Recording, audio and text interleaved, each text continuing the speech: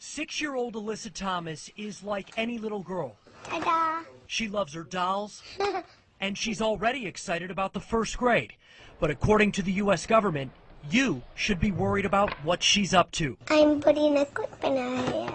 We were like puzzled. I'm like, well, she's kind of 6 years old. This is not something that should be typical. But I'm like, well, okay. Dr. Santosh Thomas was just made aware that his oldest daughter is on the list, the terror watch list that impacts travelers who could be a threat to national security. Alyssa's parents found out at the Continental check-in counter during a recent trip from Cleveland to Minneapolis. They said, well, she's on a list. We're like, okay, what's the story? What do we have to do to get off the list? That's not exactly the list we want to be on.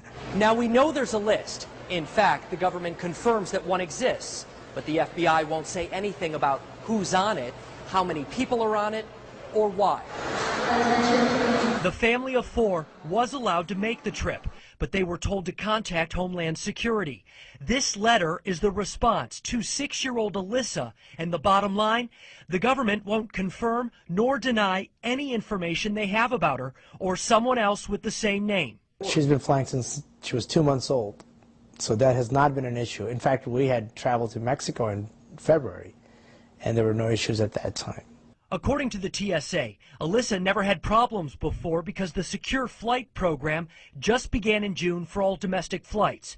A spokesperson will only say, quote, the watch lists are an important layer of security to prevent individuals with known or suspected ties to terrorism from flying. Alyssa has other priorities right now.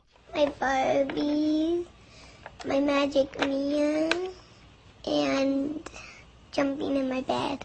Her name will likely stay on the list. And as for the next time she flies, the FBI says they'll rely on the common sense of the security agents. She may have threatened her sister, but I don't think that constituted Homeland Security triggers.